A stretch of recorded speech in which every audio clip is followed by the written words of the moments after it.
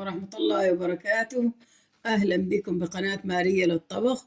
اليوم سنعمل معا حلاوة البصرة.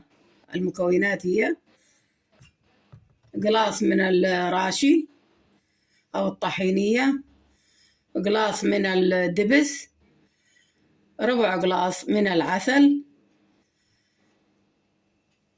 وقلاص من الحليب الباودر، ثم 200 غرام من الفستق الحلبي، 100 غرام من الجوز، وملعقة كبيرة من الهيل.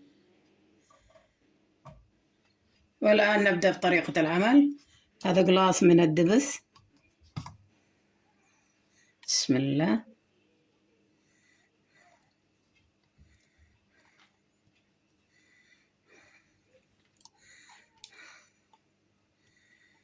ثم قلاص من الراشي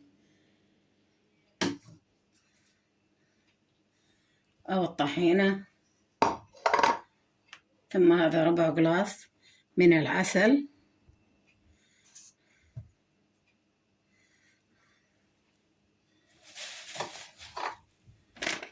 وملعقة كبيرة من الهيل،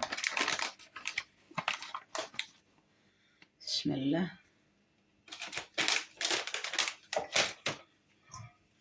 تخلط جيدا،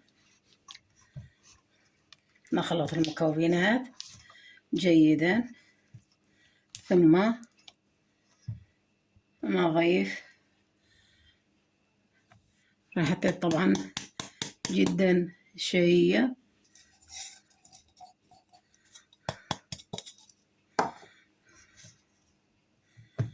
نخلط المكونات جيدا أيضا مع الحليب البودرة،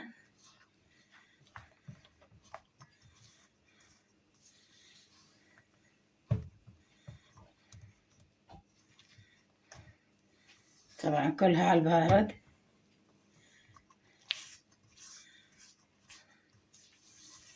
بعد ما انخلطت المكونات عندنا، سوف نأتي بالقالب. هذا هو القالب سيليكون، ثم نضع فستق الحلبي، بسم الله.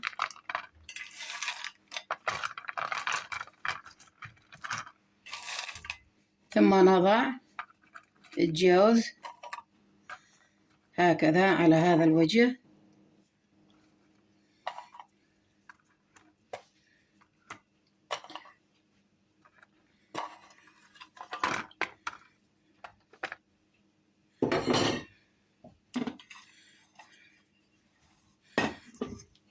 ثم نضع الحلاوة في القالب، بسم الله.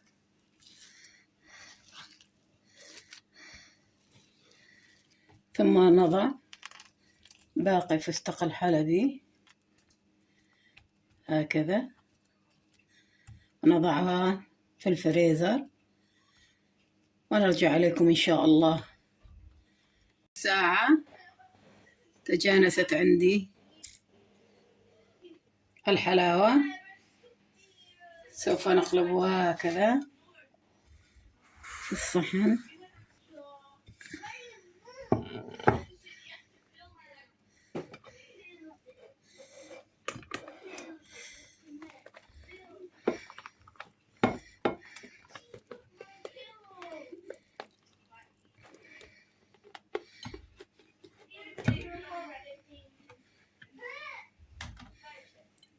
جميلة جدا، لذيذة أيضا.